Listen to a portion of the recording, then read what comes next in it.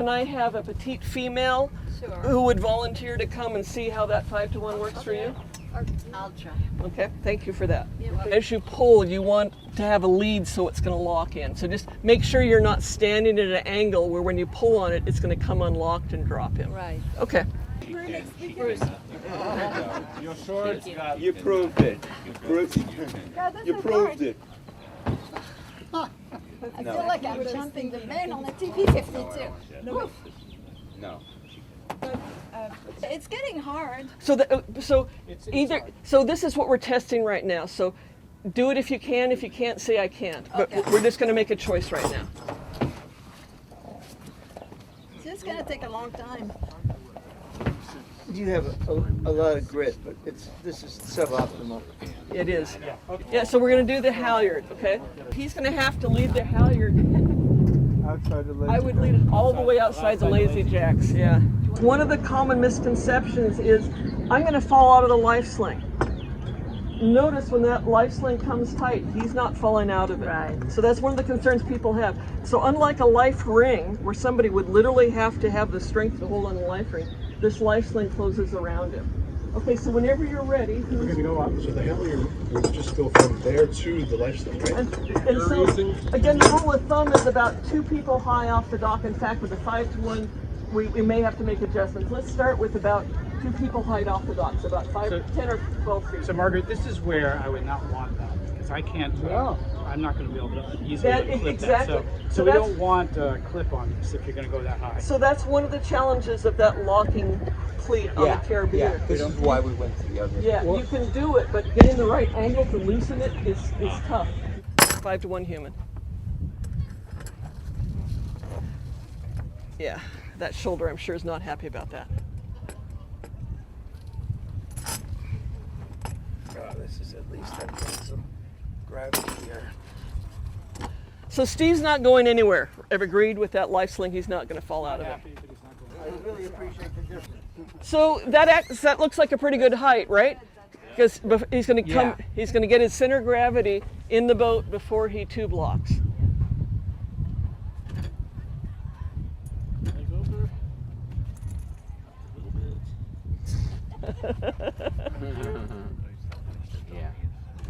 Yay! Hard with a heavy weight. Wow. And now he'd be happy if you'd lower him down. He would be.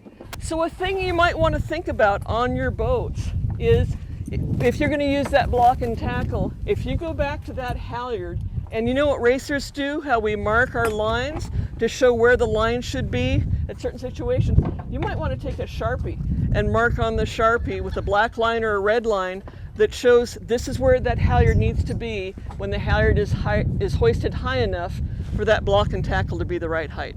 If you're using the main halyard, one of the challenges that you have is the main halyard winch is usually smaller than your jib winch. The jib winch is called the primary winch because it's usually your beefiest one on deck. So the question for each boat is, can you lead the halyard to a primary winch? You've got to have to ask the question, are you going to have a fair lead? And that's going to vary from boat to boat. So from this boat, can you lead the halyard to a primary winch? Halyards are almost always too short to go to the water. So if you're using that as your strategy of I'm going to take my halyard down and attach it to somebody, it usually won't work. Another reason to use a life sling. So you're going to go right through that loop. Okay. Make sure that's attached. Okay. Okay. So now we've got the halyard rigged, and we're making sure that it's lead fair, and so it's coming back to the primary winch. Okay. We're able to lead the main halyard to the primary winch, but who can tell me what's problem is going to happen right now? If you don't have a fair lead, it's gonna get an override. I am much more optimistic that she's going to get an override than she's going to be able to hoist him. If she manually doesn't use the self-tailing and tries to tail it with only 2 reps, she may be able to avoid an overwrap. I would have preferred Steve. I am saving you, Ron. Non, mais vraiment, mets-toi par-dessus avec les deux bras, ça ira mieux. We got you halfway out, Ron. Thank you, thank you. I'm losing sensation in my toes in the cold water. Faster! Faster! Is he still alive? This is the worst case scenario. Yes. Well, the good news is she doesn't yet have an override, and I'm a bit surprised. Because So- I'm undoing it each time I go. I get more. Each time I get more sheet, No, my I'm- point is you don't have an override here, which is where I was Yeah, expecting the because override. it's sliding. Yeah. Yeah. The lifelines don't come. You owe me a bottle of champagne, Ron. One of the pieces of information you want to gather is the size of the winches that are being used. Oh, yeah. That's a size 54, because that's going to make a difference. I'm definitely feeling it. Those tuna wraps. I hope you can keep your shoes on. Spin her around, spin her around. While I had my entire body supported under my arm span, and as I sat down, I noticed I was slightly lightheaded. And I'll bet so- Francesca was when she was done as well. What do you recognize about this shackle? Comes undone. It comes undone. Anybody who's raced any amount of time has had this type of shackle come undone with the sail up and just had their crewmates hate them. So it's not a bad idea. If you do have an option for something less likely to come undone than these type of shackles to secure it. So yeah, that's a good idea. So this is another, if you hang on to that, this block and tackle also has the cam cleat there, and we're hoisting it straight up. Hopefully that's, so we're gonna have the same issue of being able to free the person. So you'll have to get to the right angle to lower them back down. With your splicing skills, if you're gonna do this, this really shouldn't even be, I wouldn't even do a bowline. That really needs to be a splice there, right? If you're talking about somebody's life depending on that, there should be a good high quality splice. Somebody knows how to splice double braid in there. Spinnaker halyards are attached above the forestay. Right now, that's coming out, he says it's coming out of the starboard side, so it's coming underneath the forestay, so it's gonna wanna bind up. He's gonna have to flip it around the forestay to this side. Attach it to the upper lifelines for now. So what I'm talking about is you're gonna clip it right there. Okay, so that's where you start. Now you hoist the halyard up, and that's what you do, and you're getting to the 10 to 12 feet high. Okay. Okay. The victim is going to want to hang right underneath the halyard anyway, so if he was sitting in the water, as that line comes tight, it's going to want to draw him right underneath the halyard, which will be a better lead for it.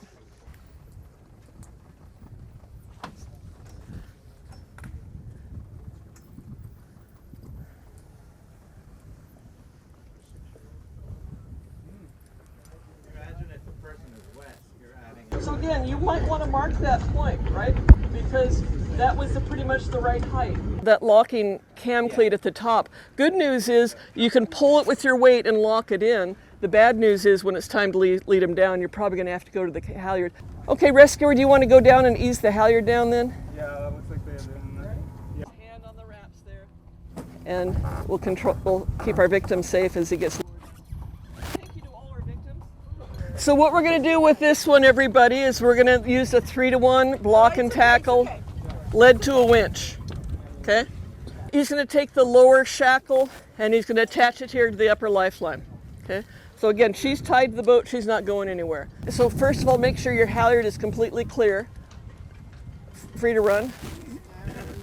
This halyard shackle, and racers know that every once in a while that will open up when you don't expect it to. Racers actually will typically have some tape on board, right, to tape that shut. And then I think you're probably going to have to twist that around once to have it. Yeah, that looks better. Now you can reattach it. Yes, and then you're gonna go back to the halyard and you're gonna raise it 2 people high. So what I would suggest you do before you do that snatch block, try moving that jib car all the way forward and pull the jib sheet out and see if that gives you a good lead. Move this one forward. And again, the key thing is, while all this is going on, he's hoisted her as high as he can out of the water and he's tied her off somewhere. But Margaret, shouldn't that be from the inside of the shrouds? Your victim is raising a point there. As it starts to raise, you might check to see if you're. Tell you what, let's see how this goes.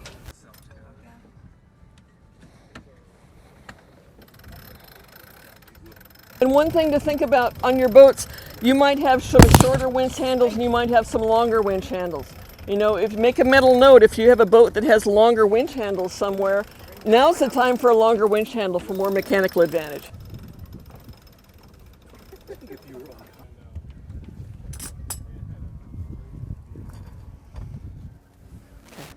So now in a controlled manner, you're going to ease her down. Take the winch handle out, put one hand on the wraps, there you go, and just lower her down. Good. It felt like I was in pain. If it's up here, it's in pain. Maybe it's less painful if you are leaning on your back when you raise, because if you go all the way here, it feels like everything, your shoulder is pushing against your neck. It hurts. Okay. To me, it hurts. Let me just point out that there are some people who talk about doing this rescue with just a line, saying, I don't need a life sling. I would tie a rope around the person. I'd tie a bowline around them. Let me just extrapolate. People are talking about being uncomfortable with this foam collar around them. Imagine how uncomfortable they would be with a rope around them. Let's say you're going out with new crew. What 4 things do you want to tell them in case you go overboard? So, number 1, how to operate the VHF radio. The whole process in terms of, do they need to switch a panel on a breaker on the main panel? How do they turn on the VHF radio? How do they get to channel 16? And there should be a button, right? A dedicated red button that would go to channel 16. Many of your radios are going to have a DSC button. An emergency button, show them how to lift the cover for that, tell them how long they have to push that button. The next thing is your and how to put out a call, how to get on channel 16. Frankly, if I have non-boaters on board the boat, I don't worry too much about teaching them the whole protocol for Mayday. I say, push the button, say what's happening, let go of the button. So it's like, push the button, help, my skipper fell overboard, release the button, and that there will be a friendly professional voice that will come over the radio and start asking you questions. Second thing, one of the first questions they're going to ask you is, where are you? So the second thing you want to teach your crew is how to find your location. So a lot of modern VHF radios actually have a GPS chip built into them, and they might be able to read your latitude and longitude right off of that VHF radio. If they don't, there might be a chart plotter on board, and so how to find their location, ideally latitude and longitude. Some people may have that information on their phone, on like a Navionics app. The next thing I would teach them, depending on the boat, is how to take control of the boat. So for example, do you have any boats that have, I know you have boats that have auto helms, right? Yeah. So if the auto helm is engaged, how to disengage the auto helm. You may laugh, there was a couple crossing the Atlantic a number of years ago, husband and wife, and the husband went overboard. The wife didn't know how to disengage the auto helm. Wow. And she was rescued some days later. They diverted a freighter to her, but her husband was never found. So how to turn off the autopilot, how to start the engine if necessary, how to stop the engine if necessary. And then the 4th thing is how to use that life sling. Again, because if they're beginners, I would prefer they not even try to bring the boat alongside me. I want to be rescued, but I would be happier to be rescued if they could pull the life sling to me. And the nice thing about the life sling is the basic concept is easy enough to understand, that if the people know how to disengage the autopilot, start the engine, drive in a circle, throw that life sling around, and pull it to me, and then once I have contact with that life sling, they know how to stop the engine, bring the sails down ideally, show them how to open the halyard, and then pull me to the stern of the boat and put out that Mayday call. Cell phone can save a lot of lives. Take out your cell phone and dial 911. I agree with Steve.